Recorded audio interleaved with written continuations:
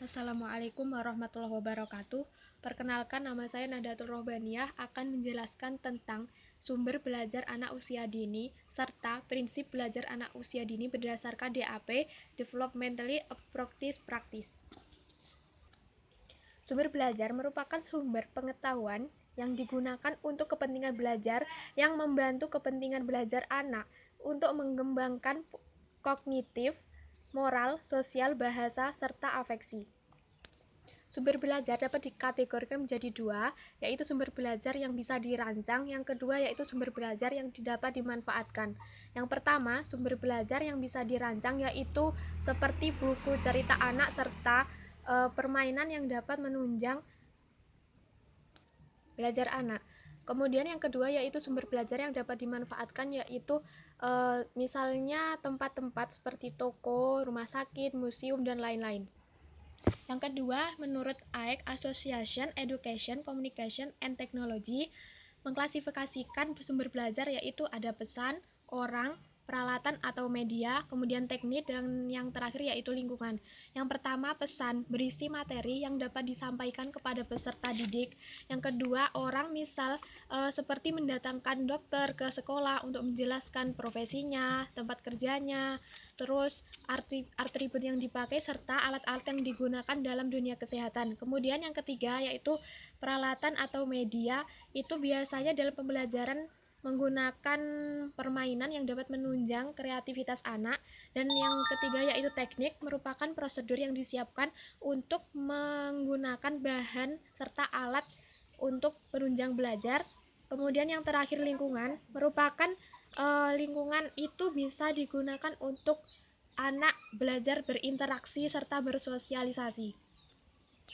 Kemudian kita akan membahas tentang manfaatnya. Manfaatnya, anak dapat termotivasi untuk belajar melalui proses yang menarik serta menyenangkan karena tadi diselingi dengan berbagai media serta permainan. Yang ketiga yaitu hakikat dalam sumber belajar, yaitu mengembangkan berbagai potensi yang beragam dari berbagai variasi karakter anak, baik kemampuan sikapnya, minatnya yang dapat berdasarkan masing-masing karakter serta kebutuhan anak. Selanjutnya yang kita bahas adalah prinsip belajar. Yang pertama yaitu kurikulum harus mencakup perkembangan seluruh dimensi tumbuh kembang anak seperti fisik, spiritual, kognitif, emosional, sosial terpadu. Yang pertama fisik. Fisik merupakan pengendalian fisik atau tubuh anak. Yang kedua spiritual.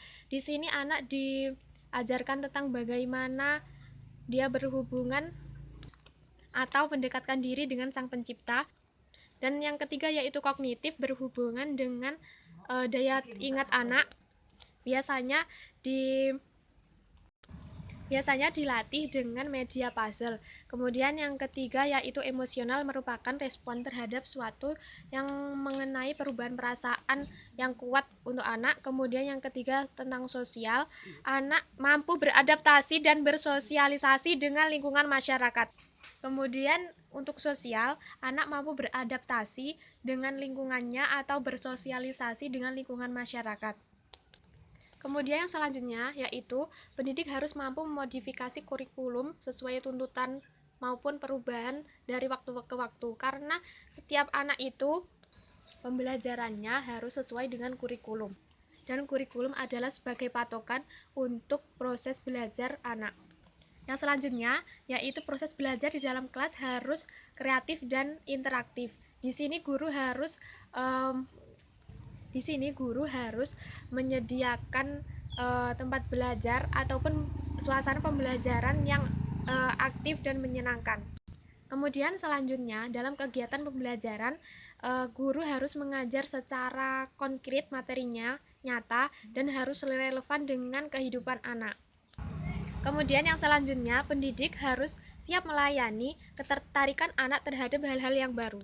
Karena dapat dimungkinkan anak usia dini itu merupakan anak usia yang rasa ingin tahunya cukup besar. Selanjutnya, pendidik harus mengetahui kapan anak diberi tantangan atau permainan yang dapat menunjang edukasi juga serta kreativitas anak, dan keaktifan anak dalam proses belajar. Dalam proses belajar mengajar, guru harus memberikan materi yang mudah dipahami anak. Bahkan bisa saja digunakan media seperti permainan ataupun alat yang dapat menunjang prestasi anak agar anak tidak bosan, karena anak senang belajar sambil bermain pada masanya anak usia dini. Nah, yang paling penting yaitu pendidik itu harus mengetahui masing-masing karakter anak. Tentunya setiap anak itu sangat sulit untuk disatukan karena mereka punya karakter tersendiri, sehingga guru harus mencari solusi bagaimana anak bisa menyatu dalam kelas tersebut. Misalnya anak dibujuk agar tertarik untuk belajar. Kemudian pendidik harus melakukan pembelajaran dengan menganut kurikulum. Walaupun menganut kurikulum karena itu merupakan suatu pedoman, namun guru itu harus aktif, kreatif, dan memberikan pembelajaran yang menarik untuk anak, sehingga anak dapat aktif dan kreatif dalam belajar.